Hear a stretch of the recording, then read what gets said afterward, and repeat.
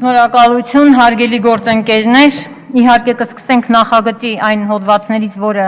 մեզ համար ուղղակի առաջարկություններ էին եւ տեսնում էինք այդտեղ խնդիր, բայց կարծում եմ այստեղ մենք նախագծի քննարկման եւ առաջարկման հետ կապված պետք չէր այսքան ծառացնել այն առաջարկությունները, որ արեցին ուղղակի քաղաքական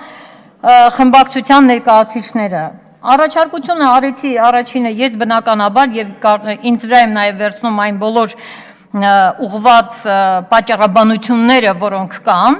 բայց այստեղ որևէ մեկը չի ասում, որ հանձնաժողովը չանի այդ։ Մենք պարզապես ասում ենք, որ խմբակցություններն իրենց առաջարկությունը անեն հանձնաժողովին, թող հանձնաժողովը քննարկի։ Հանձնաժողովի ձեռքից ոչ ոք ոչինչ չի վերցնում։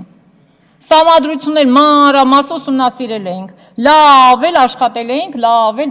ձեզ դեմ էինք խոսում, ձեր 10-րդ հոդվածին էլ բոլոր հոդվածներին էլ։ Այնպես որ այստեղ ուրիշ բան ասել պետք չի։ Ասելիքը հետևյալն է եւ խնդրում եմ ընդհանրապես կասկածի տակ չդնել որևէ խմբակցության կազմակերպվածության վրա։ Պարզապես ուզում ենք ավելի հետաքրքիր ձևակերպում լինի ու առաջարկում ենք, որ խմբակցությունները իրենց տեխնացուին ներկայացնեն հանձնաժողովին, ելի հանձնաժողովի դերը թող բարձրանա, ելի թող հանձնաժողովը քննարկի, ելի հանձնաժողովի առաջարկությամբ այդ տեխնացուները գան դալիճ քննարկման եւ քվեարկման։ Սա մեկ։ Եվ հետո, եթե մենք խմբակցություն ենք ասում, եւ այս պահին մինչեւ բնականաբար 17 թվականը մենք ունենք անկախ падգամավորներ, ապա ձևակերպումը կարող է լինել խմբակցությունների եւ անկախ падգամավորների կողմից առաջարկություն։ Ինչ է եղել։ Այսպիսի ձևակերպում միլիոն հատ ունենք, վերցրեք նայեք։ Եվ հաջորդը տարվա հետ կապված ես իմ առաջարկության պարզաբանումը լսեցի պարոն Սահակյանի կողմից, ինձ համար պարզ է արդեն ընդունելի է եւ քանի որ պարոն Շագելյանը այստեղ չէ եւ իր առաջարկությունն էլ կարեւոր էր 5-րդ ենթակետի հետ կապված, որպեսզի գրավոր առաջարկություն արդյոք պարտադիր է այն տեխնացուի, որը որ առաջադրվելու է։ Ահա այն առաջարկություններն էին, որոնք մենք հիմնականում այս նախագծի հետ կապված արել էինք եւ դրանից հետո բնականաբար այսօր այստեղ, քանի որ համար 1 քաղաքական ամբիոնն է սա, եւ այստեղ քաղաքական ուժեր են նստած, ինչ խոսք չէին կարող չանդրադառնալ վերջի օրերին տեղի ունեցած այն զավեշտալի, անհասկանալի, չբացատրված այն հրաժարականի հետ կապված, ինչի մասին իմ գործընկերները անդրադարձան։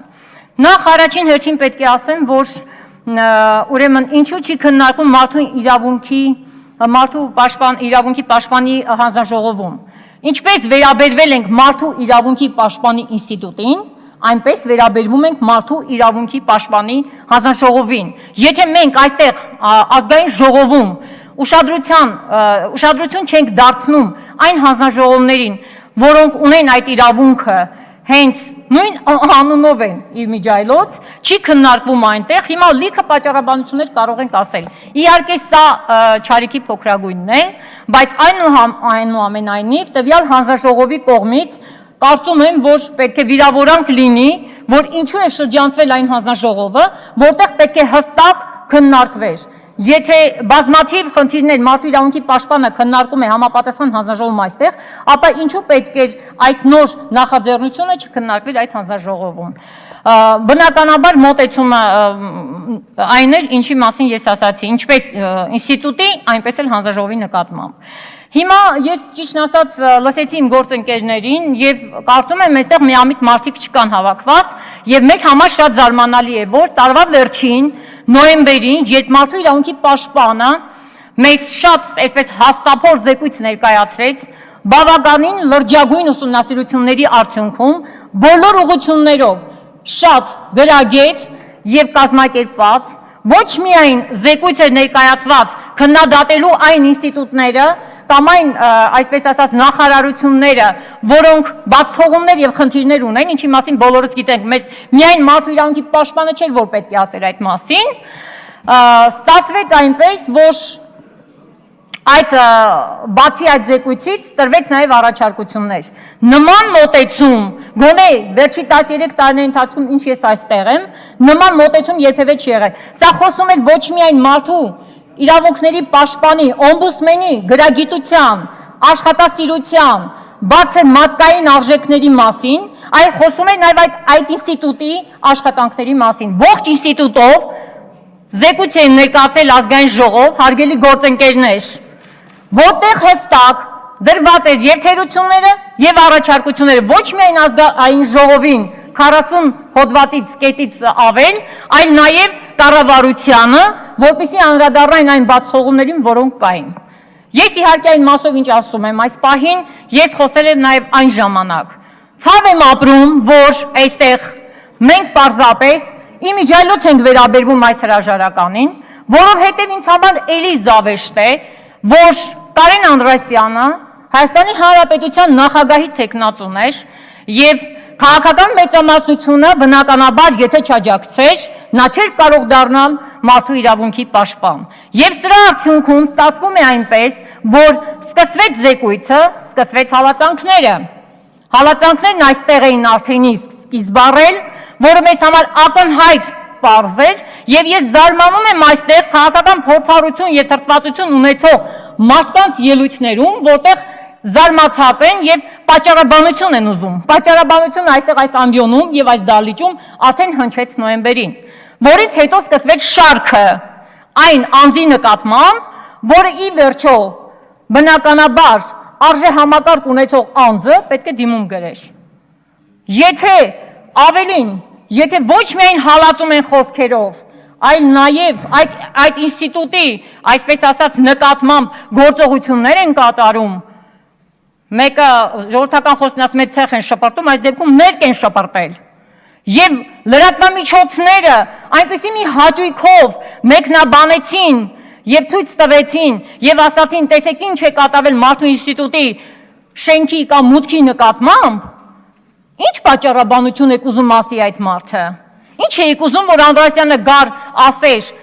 շատ լավ կլիներ իհարկե որ ասեր, բայց մեզանից յուրաքանչյուր այստեղ նստած իր բոլոր, այսպես ասած, ուղղություններով տիրապետում է այն ինֆորմացիային, այն սֆերային պատերազմին, ինչ կատարվեց նրա դեմ։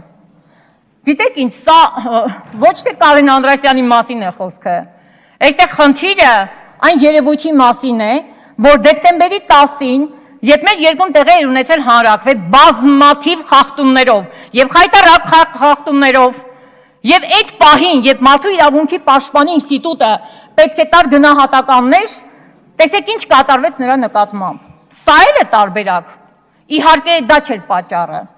Իհարկե հանրաքվեն չէր եւ նրա գնահատականները չէին պատճառը։ Պատճառները կարող էին լինել բազմաթիվ։ Այ այստեղ խոսում էր այդ մարդը ուրեմն կոռուպցիայի մասին, խոսում էր կառավարության բացթողումների մասին, խոսում էր օֆշորի մասին, խոսում էր գնումների մասին, պատկերացնում եք գնումներ,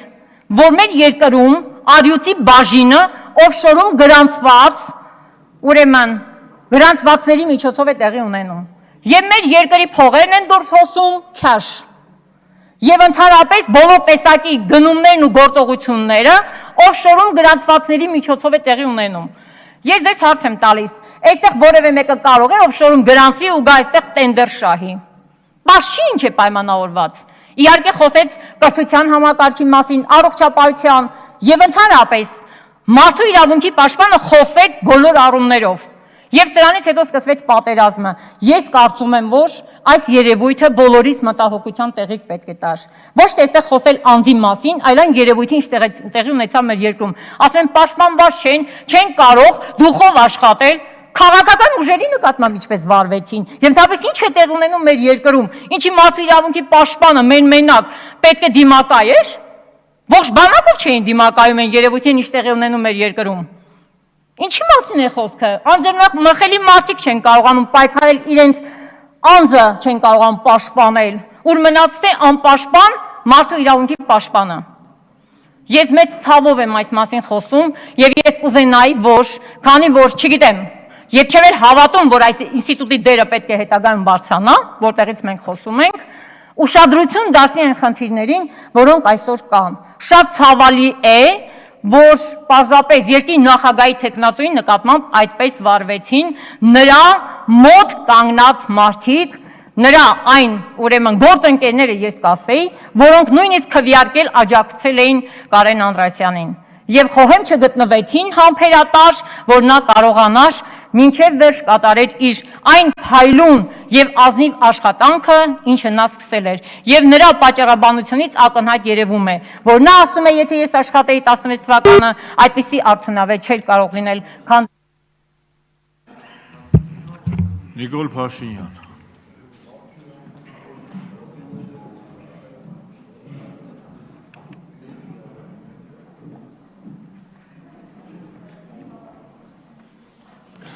Շնորհակալություն, տիկնակ եւ պարոնայք, ազգային